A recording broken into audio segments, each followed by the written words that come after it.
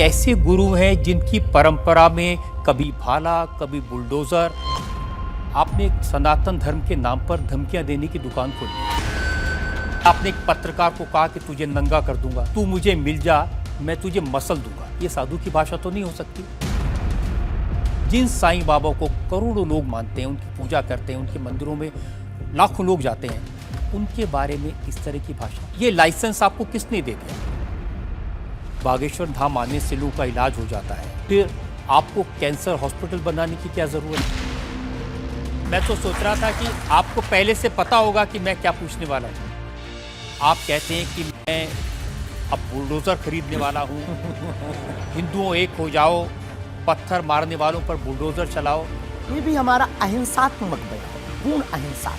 Bulldozer कब से अहिंसात्मक हो गया? राम की यात्रा पर कोई पत्थर फेंकेगा तो बचाने के लिए भाई बुलडोजर खरीदो। ये कैसे गुरु हैं जिनकी परंपरा में कभी भाला कभी बुलडोजर, और फिर कहते हैं मैं अहिंसा की ये बात हमारी करता हूं। ऋषि परंपरा है, ये भगवान राम की परंपरा है। अच्छा, भगवान राम के टाइम पर बुलडोजर आते थे। आप लोगों से कह रहे हैं कि आपके पास जितना चाहे दान दे दो, अपना मकान दे दो, फ्लैट दे दो, बंगला दे दो, घोड़ा दे दो, गाड़ी दे दो, सोना चांदी, बैंक, एफडी, मंगलसूत्र, अंगूठी, लुगाई लड़का छोड़ के सब मुझे देता है।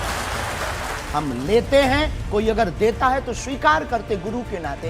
हम उस परंपरा से हैं जहां अंगूठा तक दान गुरु को दे दिया जाता है, हम भी लेते हैं। तो आपने क्या क्या लीलाएं की हैं? कोई ऐसी लीला नहीं की जिसमें हम फंसे, लेकिन आपकी अदालत में आए हैं।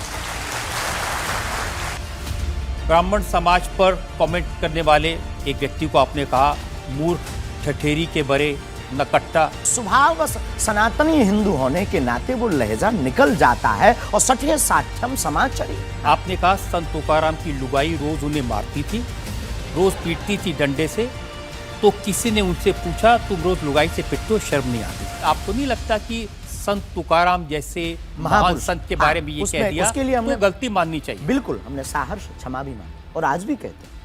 धीरेन्द्र कृष्ण शास्त्री को रजत शर्मा ने पहुंचाया अदालत में। पूरा वीडियो देखने से पहले एक बार कमेंट में बागेश्वर धाम की जय जरूर लिखें और वीडियो को शेयर करके पेज को फॉलो जरूर करें। मध्य प्रदेश के गढ़ा गांव में स्थित बागेश्वर धाम के प्रमुख धीरेन्द्र कृष्ण शास्त्री अपने चमत्कारों को लेकर खबरों में बने हुए हैं।